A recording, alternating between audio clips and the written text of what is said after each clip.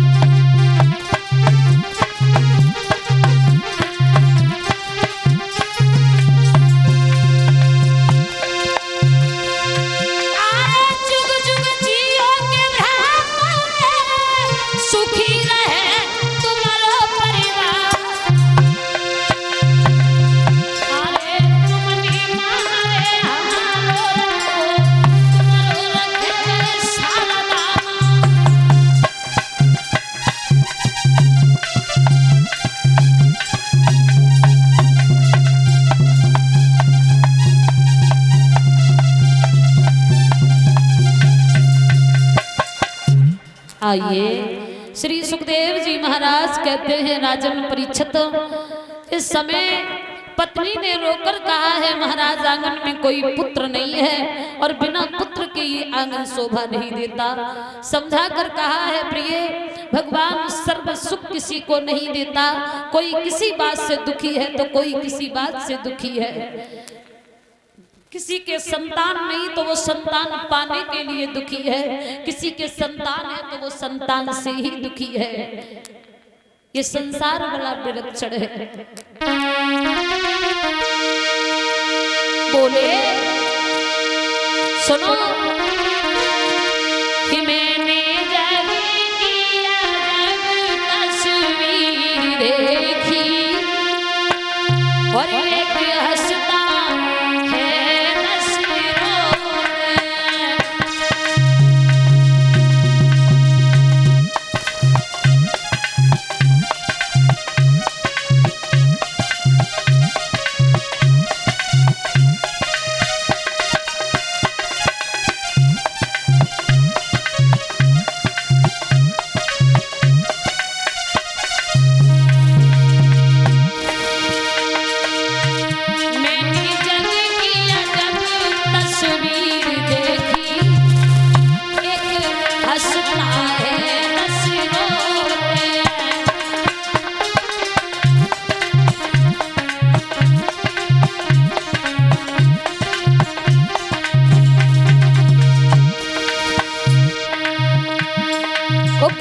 महाराज पास में बिठा लिया पत्नी को।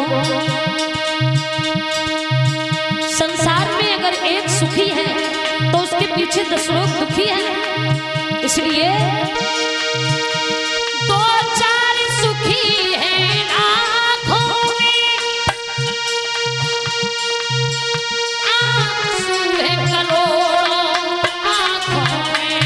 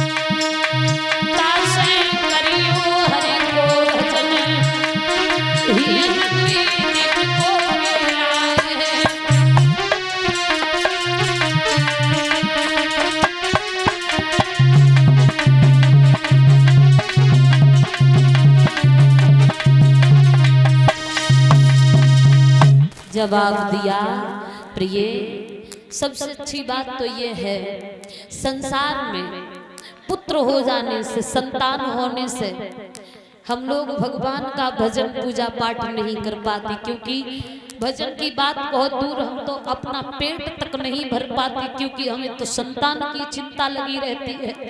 पेट काट काट के बच्चों को पालते हैं। अरे अच्छी बात तो ये है कि हमें इतना समय जो मिला है, ये हम भगवान के चरणों में अगर दें तो हमारा मानव जीवन का उद्धार हो जाएगा। पत्नी कहने लगी, महाराज आप कुछ भी कहो, लेकिन पुत्र की शोभा ही कुछ और होती है। उग्रसेन ने कहा, अगर तुम घर में रहोगी तो तुम्हारा हृदय संतान के लिए व्याकुल रहेगा, तुम इस चिंता से बाहर नहीं निकल पाओगी। और ये चिंता चिता से बड़ी हुआ करती है। तुम एक काम करो, अपनी सहेलियों को लेके वन विहार करने चली जाओ, जिससे तुम्हारा विचार कुछ बदले, लोगों से इधर उधर मिलोगे तो भाव कुछ बदले। पति की आज्ञा पाकर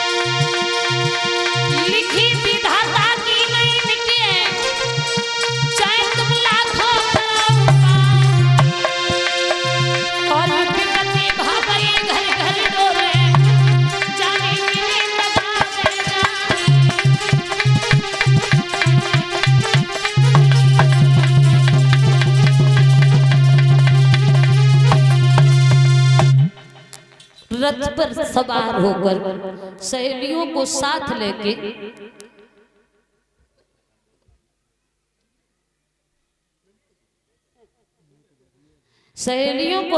लेके वन भ्रमण करने के लिए चले।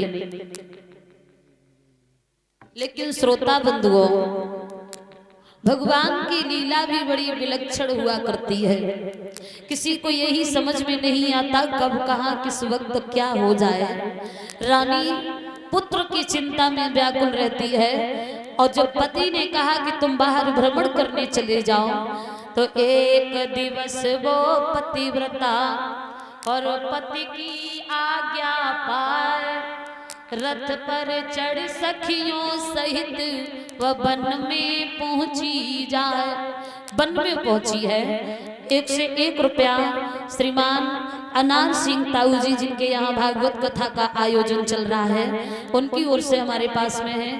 और 50 रुपया राजेश सिंह और 50 रुपया राहुल कुमार, इसी गांव फतियों पर के रहने वाले हैं। 201 रुपया अंकुर यादव ग्राम कठिगरवा से रहने वाले हैं। ये 201 रुपया हमारे पास में भेंट किया है। भगवान से लंबी आयु की कामना करती हूँ, दौलत के भंडार भरता रहे।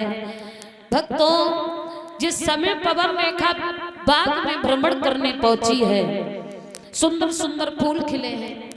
उस बाग में, जिस बाग में एक द्रुमलिक नाम का राक्षस रहता था, राक्षस ने जैसे ही रानी को देखा तो ये रानी की सुंदरता पे मोहित हो गया। सोचने लगा ये पवन रेखा बड़ी सुंदर है, ये अगर मेरी पत्नी होती तो जिंदगी जीने का तरीका ही कुछ और होता। और राक्षस तो राक्षस होते। कहने लगा अगर हमारी पत्नी नहीं है तो क्या हुआ, हम पवन रेखा के साथ छल जरूर करेंगे। सहेलियों के साथ रानी जहाँ घूम रही थी, दिन में आंधी आ गई, घोर तूफान आ गया, सहेलियां सब इधर उधर बिछुड़ गई। जंगली जानवरों को देख के पवन रेखा रोने लगी। कभी किसी सहेली को आवाज लगाए तो कभी किसी सहेली को आवाज लगाए, लेकिन भैया वो आवाज किसी ने नहीं सुनी। अंत में उग्रसेन को जब आवाज लगाई तो द्रुमलिक नाम का राक्षस जो था उग्रसेन का रूप रख के सामने पहुंचा। पवन रेखा, तुमने हमें आवाज दी और आंखों में आंसू देखे, ये क्या हाल बना रखा है तुमने? अरे हमारे होते हुए तुम्हारी आंखों से आंसू शोभा नहीं देते। बोले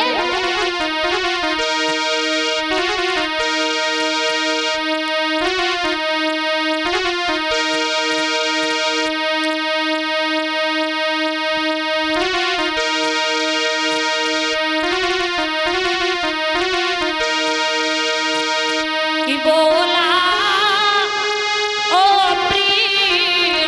मत कर और हाजिर है तेरा रखवाला।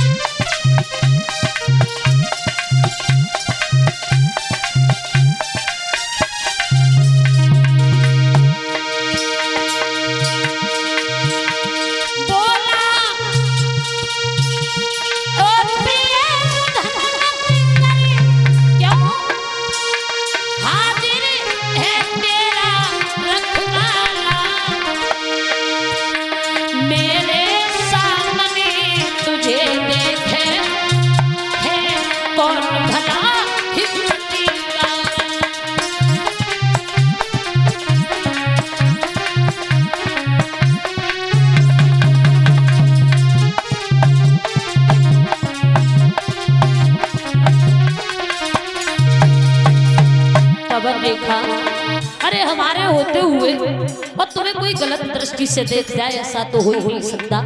इस सुंदर सूरत और आंखों में आंसू लाकर इस सुंदरता को क्यों घटा रही हो? बाग में चलो, सुंदर सुंदर फूलों से तुम्हारी तुलना करें। अरे तुम तो इतनी सुंदर हो, बाग के जितने भी फूल हैं सब तुम्हें देख के शर्मा जाएंगे। आगे बढ़े।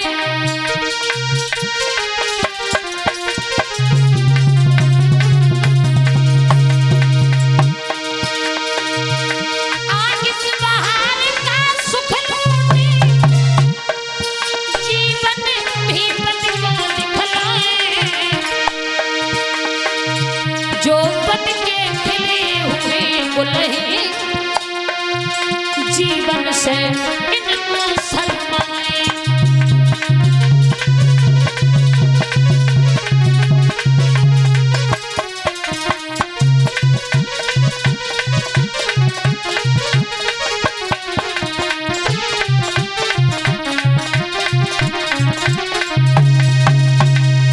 पवन रेखा से द्रुमलिक नाम के राक्षस ने उग्रसेन का रूप रख के और ये कहा कि पवन रेखा तुम रो नहीं, बाग में जितने सुंदर सुंदर खिले हुए फूल हैं तुम तो इतनी सुंदर हो कि ये सब फूल तुम्हें देख के शर्मा जाएंगे।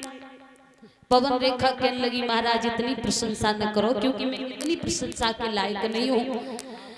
पवन रेखा से जवाब दिया चलो ना, मैं उनसे बाजी बद के आया हूँ कि मेरी रानी तुमसे ज्यादा सुंदर है और तुम हिम्मत काय को हार रही हो। तुम तो इतनी सुंदर हो, इतनी सुंदर हो कि तुम्हारी कमल जैसे आंखों को देख के कमल शर्मा जाएगा।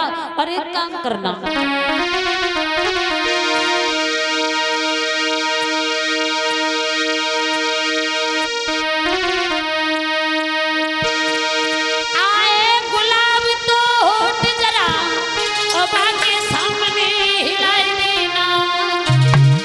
कमलों के लिए भक्ति अपनी जी चंचल में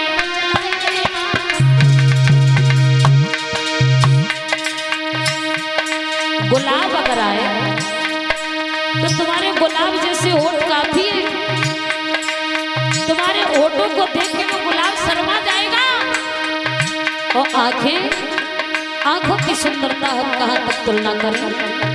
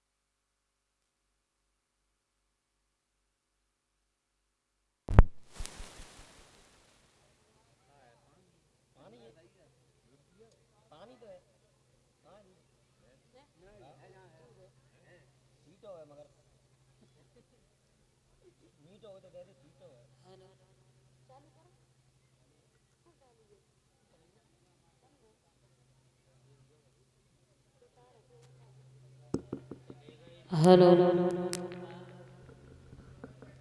हेलो, राधे श्री राधे, बोली गोविंद भगवान की। माताओं, आज कथा को 5वां दिन है, कम से कम जयकारों तो तेजी से लगाई दो करो, हैं?